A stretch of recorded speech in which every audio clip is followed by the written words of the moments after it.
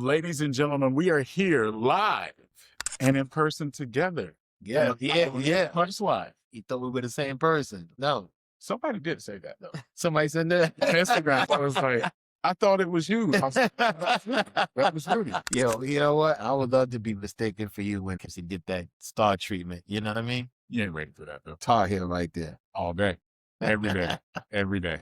So today's episode is going to be different. It's going to be special. Today's episode, we're going to talk about a prodigy. I'm talking about before social media, even right before the internet. Someone rose to stardom. Someone had a story to tell. I'm talking about from Def Jam to the red carpet, Showtime, and the Apollo. We're going to talk about the journey of my guy, my co-host, Mr. Rudy Rush. When he said Prodigy, I thought you was talking about like Kobe or Kevin Garnett or something like that. LeBron's too young. He was here during social media, but no, definitely, man. It's been an interesting 30 years plus in entertainment, and you know, I'm excited about talking about it a little bit. This is the first time I've actually kind of, opened up here and there about some things, but being on this show with you, and I feel like I'm at home, so I can kind of stretch out a little bit, talk about some things that maybe bothered me, or I don't know, because I don't know what you're gonna ask me. So this is like therapy. Yeah, you know what? And I've been, so yeah, I like that. Yeah. Without the bill afterwards. Okay. So the first thing I'm going to correct you on, though, you talked about 30. I mean, let's let the people know you're 75. 41 and a half. You know what I mean? But no, like a lot of people think I'm a lot older than. So let's start the therapy session, man. Yeah. You came up when comedy was a different game. It was. I'm not talking about the internet comedians who I'm not bashing. I'm just saying it was a different game, right? Mm-hmm. You came up when Def Jam was a proving ground, bro. Yeah. Like we all know some of the stories behind the scenes of some people that didn't make it on the HBO version. Yeah. We know some people that had to go before Bernie Mac. We know some people that had to come after Rudy Rush. I know I heard that story too. Talk to us, man, the Prodigy. Talk to us about doing it first in New York City before you can even get to Def Jam. Like, talk to us about the first stage Rudy Rush everywhere. So it was crazy because I worked at a law firm right out of high school. I got a job in Midtown Manhattan at this place called The Buff. It's a longer name than that, but and it was cool. I started out in the mailroom, you know what I mean? And quickly, like within 3 months, I got a promotion to the reproduction department. So I was kind of like on a fast track, kind of like making my name in the building, just, enough to where people were like, hey, they're hiring upstairs. Let's do this. So by the time I left, I just, backtrack from that. I was in the purchasing department, and they were trying to get me into a paralegal program and things like that. So I thought maybe law would be, because I had all of the connections that, I needed to kind of go there. I didn't want to be a lawyer, but I felt like, hey, this is a little comfortable and safe because I had some connections. But what happened, a young lady named Diane Lisi, and she's a big entertainment fan, Jewish lady that lived in New York. And she was, just to give you an idea, Stanley Tucci just became an actor, just got on the scene. And she was like, Stanley Tucci's going to be this big actor. And I feel like you have the same type of, makeup. And so she sent me in on an audition. And the audition, surprisingly was for the In Living Color. Jim Carrey, Jamie Foxx, those guys were leaving, going off and doing major television and film projects. And what happened was, they wanted to keep it going. Fox wanted to keep it going. And you have to hear Marlon tell a story about how they were kind of taking the show away from the Wayans and kind of, still trying to do it, and everybody kind of quit. So I was part of that group of people that were auditioning for those slots. I got about 3 or 4 callbacks, and which went very well. They had you bring like 3 you had to do like 3 or 4 different characters original.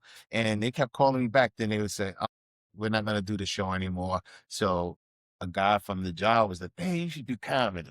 My buddy Reggie Simmons, older guy, about maybe 8 years older than me. So like I said, I was always the youngest in the circles that I've been in. And so he signed me up, New York Comedy Club, May 12th, 1993. And I know the date. Yo, I know the date. That's my anniversary. It's so funny, like, you had to bring 3 paying customers to the New York Comedy Club. And, my family's fairly small, but about 10 people showed up. and for every person you bring, you get $2 back as an incentive. I was like, I can bring 10 people and get something. I can find out if I'm funny, get $20, take myself back on the train to Brooklyn. I'm from Harlem, but I was living in Brooklyn when I got out of high school. And not only did 10 people show up from my family, about 80 plus, like 90 something people total came the first night. Some people from the job brought their friends. And like, this guy's funny. So it was so amazing that many people, really wanted to see me on stage for the first time. And the funny thing was, it's an amateur show. So you already know everybody's either bad or okay. So my confidence after every person is growing. This dude named Billy, who still remains nameless in the annals of stand-up comedy. He comes by the club. You know how comics just like not doing anything. He walks by the club. He's like, what's going on? They're like, this kid is in there. He's got this great audience. They're lovely. But he was like, man, I got to get on that stage. Just like I would if I came somewhere and was like, yo, man, I get 5 minutes because this is nice. And they were like, you got to ask the kid because they were saving me for last. And let me tell you something. This guy comes to me. He's like, hey, you mind if I get, he looked like a bum off the street. He had the mustache, the hair comes up and up under the lip. He had that. And you know what I'm saying? His teeth wasn't the greatest. I mean, but Billy was a great dude. But listen, I looked him up and down. I said, yo, knock yourself out. And, at that time, I didn't know who he was. I'm going to find out Billy was the headliner for Friday nights. Killed it. I mean, turned the place upside down. My mother's taking her glasses off, wiping her face, everybody in. So, let me end the story by saying the night was the biggest success of my career up until the point where things started happening, of course, on a national and the higher level. But at that time, my career could have been over because who's going to follow that? Yeah. I mean, in this day and age, there are comics who have 20, 40 years under their belt couldn't follow that. It was that good. But what I did was I got my first lesson in comedy. I read the room. I felt what I was feeling in my heart, honestly. And I came up there to use the language that, this is a clean show. But at the same time, I said, this is my first time on stage. Y'all put me on that am I fun? And the room exploded. You got this young kid saying that and then laughed. I swear for at least, it felt like 10 minutes. Because of the fact that that's what they were feeling too. So that was the beginning of Rudy Rush. Actually, Rudy McCallum is my real name. So Rudy Rush, a month later, became the name. So let's go there, man. Let's talk about the name because Jamie Foxx, shout out to Fox, Yes, is Eric Bishop, and he said in order to get booked consistently, he needed a neutral name. Because Jamie Foxx was guaranteed to get on the roster list, and Eric Bishop sometimes wouldn't make it, sometimes wouldn't. So was that Rudy Rush, or was it the hype? Like, no, you were a superstar to make it. I was feeling it, like the first month I was good. I was really good with the club. About 40 people each week would come and check me out because the word was buzzing around the office and in my, social circles. And so people would come see me, but it was like, give it up for Rudy McCallum. That it just wasn't, even as I was coming to the stage, I just wasn't feeling it. When I was younger, I played basketball in the city of New York, and I was very popular for a young guy. Was one of the top 14 and under players when I played, and went to high school in Charleston, South Carolina after that. So I had to leave for that. But before then, I was one of the top players in the city. When I was younger, the older guys used to call me. They was like, hey, little guy, I used to play with them. And they'd be like, what's your name? I'm like, Rudy. They'd be like, Rudy Rush, Rudy Rush. I write it in my notebook. That was a little tag name I had when I was scribbling my notebooks at school. And when I started, doing comedy after a while, when I was like hearing that Rudy McCallum name, which I love, but it wasn't dancing for me. And I was like, oh, why don't you this is Rudy Rush. It was almost like a superhero story. Like I always had the cape and I didn't know what it was for. And then I put that on, and then we just, anytime you would go somewhere, you could say, oh man, Martin Lawrence was there, Jamie Foxx and Rudy Rush. They'd be like, oh man, sound familiar. It just rolled off the tongue. And I became Rudy Rush that day. That's amazing, man. So did mom and dad change name? Are they Rush? No. My mother actually likes the name because one of my friends, in fact, called her Mama Rush. She likes that.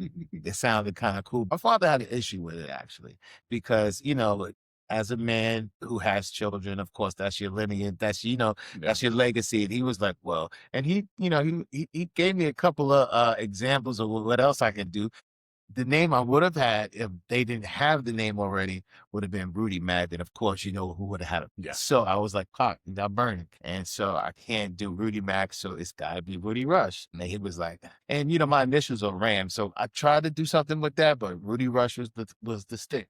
And that's who you are. Yeah, that's who I am. Golden child. Golden child himself. Yeah, man. Everybody thought it was an Eddie Murphy movie, but it was Love it. you know, one of the things I've always wanted to ask you, and I have some comedian friends who were in that era, right? Larry Spears, I asked him this Oh, question. wow, yeah. You know, we all know barbecue cookout, old uncle that's just fun. Yeah, yeah. That's not the same as walking on the stage, though. No, Like when people, and you know, I love comedy shows, right? Like I feel like I'm a comedy connoisseur, and it never fails. You go to comedy shows, comedy clubs, and you see a group of people that's just their arms folded, like you got to work for the laugh. And it's like, you pay money to be here to be upset. So when you walk on stage, it's not cookout funny, right? Like cookout funny, you can make everybody laugh. You can hit some one-liners. You can hold court for a couple of minutes and it's silly, it's funny. But on stage, man, when you got 10, 15, 30, 45, and you got to keep it rolling. Talk to us about that difference of cookout funny and putting in the work. And I tell young comics, because like, you know, I teach some young comics, you know, the ropes about stand up and, you know, people who are interested, even if you're older and you want to get into it. I'm like, you know, everything that you have done around your friends, all the inside jokes and all those other good things, it's funny, but it's not for the stage. I mean, there's every once in a while you can kind of make something translate, but like you said, there's a million different people from a million different places with a million different personalities, and you want to make them all kind of be on a. So it's very tough. So a lot of this stuff, like, okay, I'll tell you, Ron Hilliard, this one's for you, my high school buddy. We used to be in French class and a few other classes, and we had this little thing, this character I created called Pumpernickel Bread.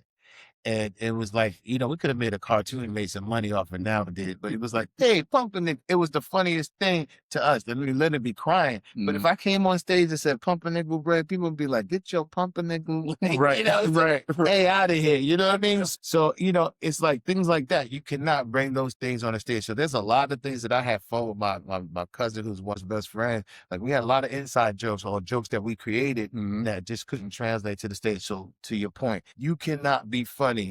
Well, let me take that back because there are some artists that come and they bring that. You know what I'm saying? I think Tracy Morgan's someone who comes the closest to being as raw and, you know, and animated on stage, you know, because you give that vibe like he's just talking off the top of his dome, you know? There was another one, a gentleman who passed away when he was in the accident, but Tracy, Uncle Jimmy Mack, gave him my first road gig, and he got the name really fit him because he was Uncle Jimmy Mack. He was everybody's uncle. So you had some comics, but, you know, the closest I've seen is maybe Robin Harris and Bernie Mac, because they had that, I don't give a, you know, I'm an authority figure in the family, as a matriarch, you know what I mean? They had those essences, but for the most part, you're right. It's a different ball game from the barbecue to the big stage.